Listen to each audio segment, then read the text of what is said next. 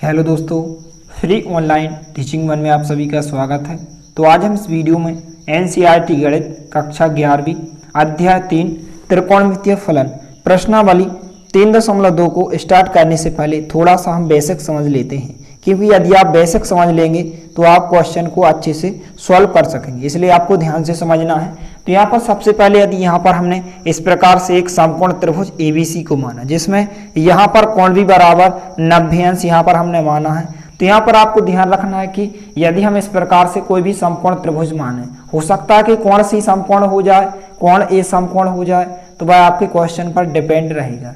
तो यहाँ पर सबसे पहले यदि हम कर्ण की बात करें तो समकोण त्रिभुज में कर्ण क्या होता है, तो कर्ण होता है कि समकोण यानी कि जो 90 अंश, जहां पर भी 90 अंश बनता है उसके सामने की भुजा, जैसे यहाँ पर 90 अंश का कोण बना है, इसके सामने की भुजा आप देख सकते हैं कि इसके सामने की भुजा यहाँ पर क्या हो जाएगी, AC हो जाएगी। तो AC को क्या कहेंगे, कर्ण कहेंगे। इसलिए यहाँ पर यदि हम कर्ण नाम दे दें, जैसे यदि 90 अंश यहाँ बना होता, 90 अंश यदि मान के चले यहाँ बना होता, तो इसके सामने की भुजा क्या हो जाती, कर्ण BC हो जाती। लेकिन यहाँ पर क्वेश्चन में हमने इस प्रकार से माना है कि कोण B को 90 अंश माना है, इसलिए कोण B के सामने की भुजा क्या हो जाएगी, कर्ण, यानी कि कर्ण क्या हो जाएगी, AC हो जाएगी।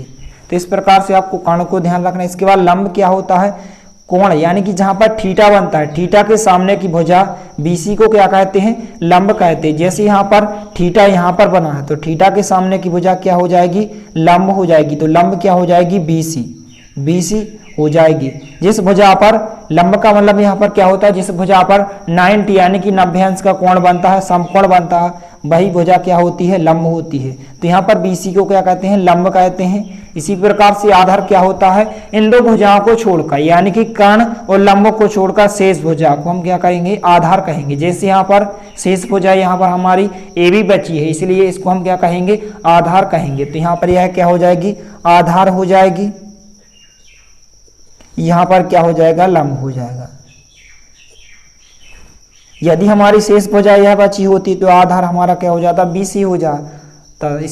तो इस प्रकार से आपको ध्यान रखना है। इसके बाद यदि हम इसी में पाइथागोरस प्रमेय की बात करें, तो पाइथागोरस प्रमेय क्या होता है कि समकोण त्रिभुज में जो कर्ण का वर्ग होता है शेष दो भुजाओं के वर्गों के योग के बराबर होता है।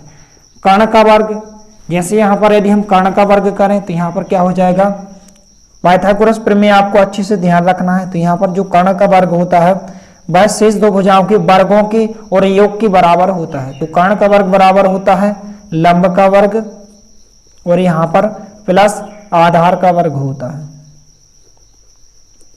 तो यहाँ पर हम कर्ण की जगह क्या लिखें, कर्ण यहाँ पर क्या दिया गया है, AC भुजा दी गई है, तो यहाँ पर AC का वर्ग हो जाएगा बराबर लंब, यहाँ पर क्या दिया गया है, BC भुजा, तो यहाँ पर BC का वर्ग हो जाएगा।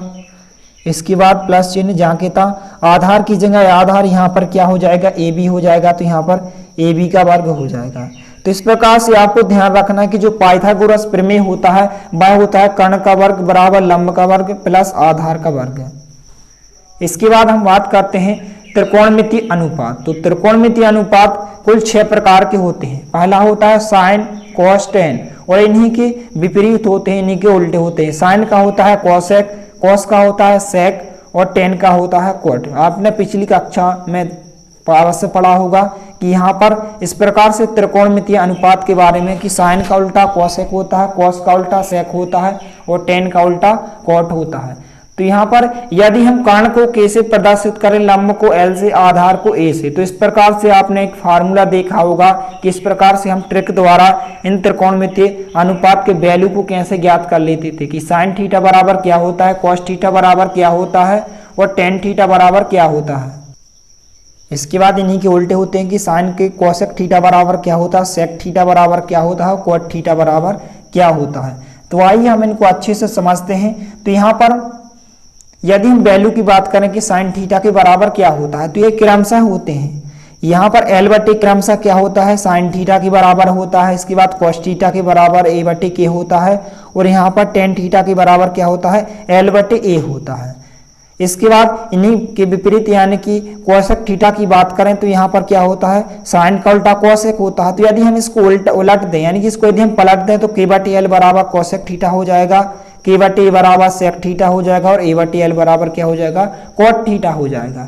तो तो यहाँ पर यदि हम साइन थीटा की बात करें तो साइन थीटा यहाँ पर क्रमशः होगा, सबसे पहले एल बटे के होगा। तो यहाँ पर यदि हम एल बटे के लिखें तो यहाँ पर एल बटे के, एल को हम क्या कहते हैं, लंब कहते हैं, इसलिए यहाँ पर साइन थीटा बराबर क्या होता है, लंब बटे के को हम कर्ण कहते हैं, इसलिए लंब बटे कर्ण हो जाएगा। इसके बाद यदि हम कॉस थीटा की बात करें तो कॉस थीटा बराबर क्या होगा, एल बटे के, हमने साइन थीटा को लिया, उसके बाद क्या आएगा, साइन के बाद क्या आता है, कॉस थीटा आता है। तो यहाँ पर हम ए बटे के लेंगे, तो यहाँ पर हमने लिखा ए बटे के, ए को हम आधार कहते हैं और के को हम कर्ण कहते हैं। तो यहाँ पर आधार बटे क्या हो जाएगा, कर्ण हो जाएगा। इसके बाद यदि टेन थीटा की बात करें तो टेन थीटा बराबर क्या होता है, इसके बाद क्रमशः क्या हो जाएगा, साइन हो गया, कॉस हो गया, इसके बाद क्या हो जाएगा, टेन हो जाएगा। तो एल बटे ए, तो यहाँ पर हम लिखेंगे एल बटे ए, एल को हम लंब कहते हैं और ए को हम आधार से प्रदर्शित करते हैं, इसलिए लंब बटे आधार। तो टेन थीटा बराबर क्या होता है, लंब बटे आधार। इसके बाद यहाँ पर आप चाहें तो साइन का उल्टा कॉसेक होता है, तो इसका उल्टा कर दे, यदि हम के बटे एल कर दें तो कॉसेक थीटा हो जाएगा। और यदि हम कॉस थीटा को उल्टा करें यानी कि सेक थीटा, कॉस थीटा क्या होता है, सेक थीटा के विपरीत होता है। तो यहाँ पर यदि सेक थीटा की बात करें तो क्या हो जाएगा, के बटे ए हो जाएगा। इसी प्रकार से टेन का उल्टा क्या होता है, कॉट थीटा होता है। तो यहाँ पर यदि हम ए बटे एल कर दें तो कॉट थीटा बराबर हो जाएगा, या फिर आप यहाँ उल्टा कर दें, एक ही बात है। तो यहाँ पर जो कॉसेक थीटा बराबर होता है के बटे एल होता है। यदि हम इसको पलट दें तो के बटे एल, के हम कर्ण से प्रदर्शित करते हैं और एल लंब होता है। तो यहाँ पर कॉसेक थीटा बराबर क्या होता है, कर्ण बटे लंब होता है। इसके बाद यदि सेक थीटा की बात करें तो कॉसेक थीटा का उल्टा सेक थीटा होता है। तो यहाँ पर क्या हो जाएगा, के बटे ए हो जाएगा। तो के को हम कर्ण कहते हैं और ए को हम आधार कहते हैं। तो यहाँ पर क्या हो जाएगा, कर्ण बटे आधार।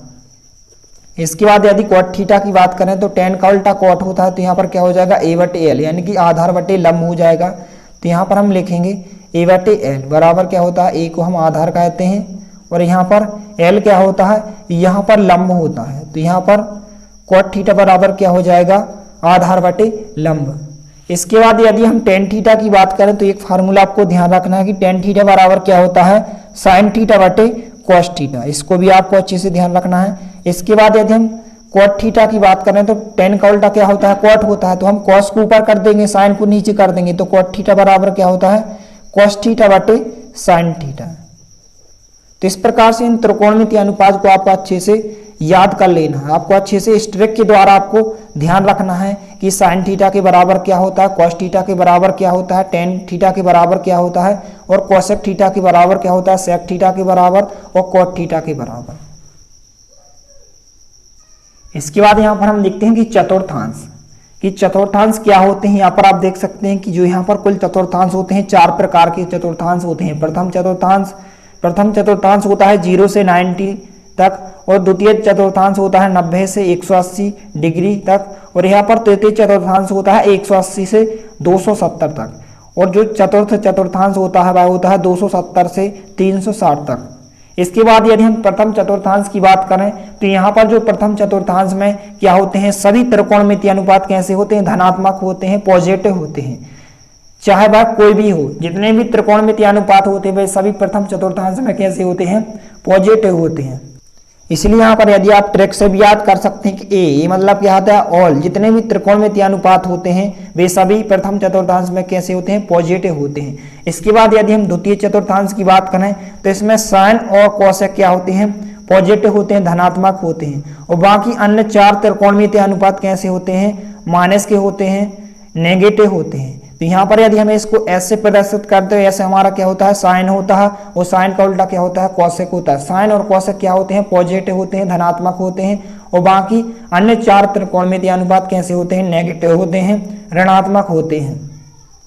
इसके बाद तृतीय चतुर्थांश में क्या होता है, टेन और टेन का उल्टा कॉट, ये सभी क्या होते हैं, पॉजिटिव होते हैं, धनात्मक होते हैं। लेकिन अन्य सभी 4 त्रिकोणमितीय अनुपात कैसे होते हैं, नेगेटिव होते हैं, ऋणात्मक होते हैं। तो यदि हम इसको टी से प्रदर्शित करें तो टी या क्या होता है, टेन होता है, टेन का उल्टा कॉट होता है। तो टेन और कॉट क्या होते हैं, तृतीय चतुर्थांश में धनात्मक होते हैं, पॉजिटिव होते हैं। लेकिन अन्य 4 त्रिकोणमितीय अनुपात क्या होते हैं, ऋणात्मक होते हैं। इसके बाद यदि हम चतुर्थ चतुर्थांश की बात करें तो यहाँ पर इसमें कॉस और कॉस का उल्टा सेक, ये क्या होते हैं, पॉजिटिव होते हैं, धनात्मक होते हैं। लेकिन शेष जो यहाँ पर 4 अन्य त्रिकोणमितीय अनुपात क्या होते हैं, माइनस के होते हैं, नेगेटिव होते हैं। तो यहाँ पर यदि हमें एस को एस से प्रदर्शित करें तो एस क्या होता है, हमारा क्या होता है चतुर्थ चतुर्थांश में, सॉरी यहाँ पर ASTC होता है। यहाँ पर C से मतलब क्या होता है, कॉस होता है, और कॉस का उल्टा क्या होता है, सेक होता है। तो यदि हम इसको C से प्रदर्शित करें तो यहाँ पर C मतलब होता है कॉस, और कॉस का उल्टा क्या होता है, सेक होता है। ये दोनों तो कैसे होते हैं, चतुर्थांश में पॉजिटिव होते हैं, धनात्मक होते हैं। लेकिन अन्य 4 त्रिकोण में ये अनुपात क्या होते हैं, माइनस के होते हैं। तो इस प्रकार से आप ट्रिक के द्वारा भी याद कर सकते हैं कि ASTC, ये मतलब क्या होते हैं, ऑल होते हैं, ऑल पॉजिटिव होते हैं प्रथम चतुर्थांश में, और द्वितीय चतुर्थांश में साइन और साइन का उल्टा कॉसेक कैसे होते हैं, पॉजिटिव होते हैं। इसके बाद तृतीय चतुर्थांश में टेन और टेन का उल्टा कॉट पॉजिटिव होते हैं। इसके बाद यदि हम चतुर्थांश की बात करें तो यहाँ पर इसमें कॉस और कॉस का उल्टा सेक, ये दोनों क्या होते हैं, पॉजिटिव होते हैं। और इन सभी को छोड़कर बाकी 4 अन्य त्रिकोणमितीय अनुपात कैसे होते हैं, नेगेटिव होते हैं, माइनस के होते हैं। तो इस प्रकार से आपको इन चतुर्थांशों को अच्छे से ध्यान रखना है। तो इस प्रकार से जितना भी हमने आपको बेसिक बताया है, इसको आपको अच्छे से कंप्लीट कर लेना है। यदि वीडियो पसंद आए तो प्लीज़ लाइक कीजिए, दोस्तों के साथ शेयर कीजिए, और यदि आपने हमारे चैनल को सब्सक्राइब नहीं किया है तो प्लीज़ सब्सक्राइब कीजिए। धन्यवाद।